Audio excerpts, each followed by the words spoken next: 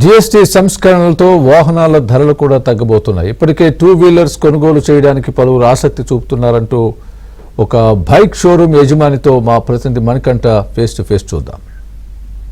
ప్రభుత్వం తీసుకున్న జీఎస్టీ స్లాబుల మార్పులతో నిత్యావసర ధరలు అలాగే ఆటోమొబైల్ రంగంలో పెను మార్పులు అయితే రాబోతున్నాయి. ఏ బైకులు జీఎస్టీ సంస్కరణల వల్ల రేట్లు తగ్గబోతున్నాయి, ఏ బైక్ రేట్లు పెరగబోతున్నాయని మనతో పాటు ప్రస్తుతం బైక్ షోరూమ్ సిబ్బంది అయితే ఉన్నారు. వాళ్ళని అడిగి తెలుసుకునే ప్రయత్నం చేద్దాం.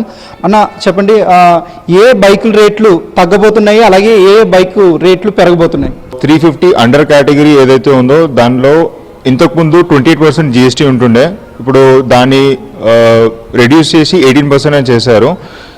అబోవ్ 500 కేటగిరీ ఏదైతే ఉన్నదో దాని మీద 28% ఇంతకుముందు జీఎస్టీ ఉంటుండే, అది ఇప్పుడు 40% అనేది చేశారు. ఈ 350cc బైక్స్ రేట్స్ ఇప్పుడు ఎంత ఉన్నాయి ప్రజెంట్? ఈ జీఎస్టీ మార్పులతో ఆ బైక్ రేట్లు ఎంత తగ్గబోతున్నాయి? ఇప్పుడు నార్మల్గా 350 category ex showroom in case మీరు చూసారనుకోండి 2,18,000 వరకు మనకి ఎక్స్ షోరూమ్ ఉంటుంది. దాని మీద 28% జీఎస్టీ ఉంటుండే, ఇప్పుడు దాని మీద 18% జీఎస్టీ రెడ్యూస్ చేస్తే దగ్గర మనకు ఒక 14,000 to 18,000 వరకు జీఎస్టీ అనేది తగ్గుతుంది. దానివల్ల మనకు రోడ్ ట్యాక్స్ కూడా చేంజ్ అవుతుంది ప్రభుత్వానికి. గతంలో జీఎస్టీ స్లాబ్లు పెంచడం వల్ల జీఎస్టీ వల్ల కూడా బైకులు కొనేవాళ్ళు కొంత అనాసక్తి చూపించేవారు, నాట్ ఇంట్రెస్ట్గా ఉండేవారు. సో ఇప్పుడు జీఎస్టీలో చేసిన మార్పుల వల్ల మీ బైక్కి ఎక్కువగా ఈ బైక్లకి మళ్ళీ డిమాండ్ వస్తుందని మీరు అనుకుంటున్నారా? ప్రస్తుతానికి గత 2 వారాల నుండి మనకు జీఎస్టీ సంబంధించిన డేటా గురించి చాలామంది కస్టమర్లు కాల్ చేస్తున్నారు. కాకపోతే అఫీషియల్గా అనౌన్స్మెంట్ లేనందువల్ల మేము వాళ్ళకి ఎలాంటి అప్డేట్ అనేది ఇవ్వలేము. అండ్ ఇప్పుడు ఇది కూడా డెసిజన్ సెంట్రల్ గవర్నమెంట్ తీసుకున్నది 22nd నుండి అప్లికబుల్ అన్నారు. సో అందరికీ ఇది కొంచెం ఉపయోగపడుతుందని చెప్పేసి నేను ఎక్స్పెక్ట్ చేస్తున్నాను. ఈ 350cc బైక్స్, ఈలో 350cc లోపు ఉండే ఇంజన్స్ బైక్ రేట్స్ తగ్గిపోతున్నాయి కాబట్టి అవి కామన్గా ఏ కేటగిరీ ప్రజలకి ఎక్కువగా లాభం అని చెప్పుకోవచ్చు?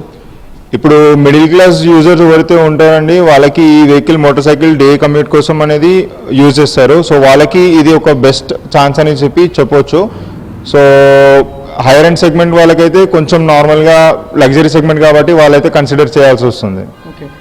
షోరూమ్కి వస్తున్నారా? ఎందుకంటే జీఎస్టీలో చాలా కీలకమైన స్లాబ్లు మార్పులు చేశారు కాబట్టి రేట్లు తగ్గుతున్నాయి కాబట్టి ఇప్పటికి ఎవరైనా కన్సల్ట్ చేస్తున్నారా మిమ్మల్ని?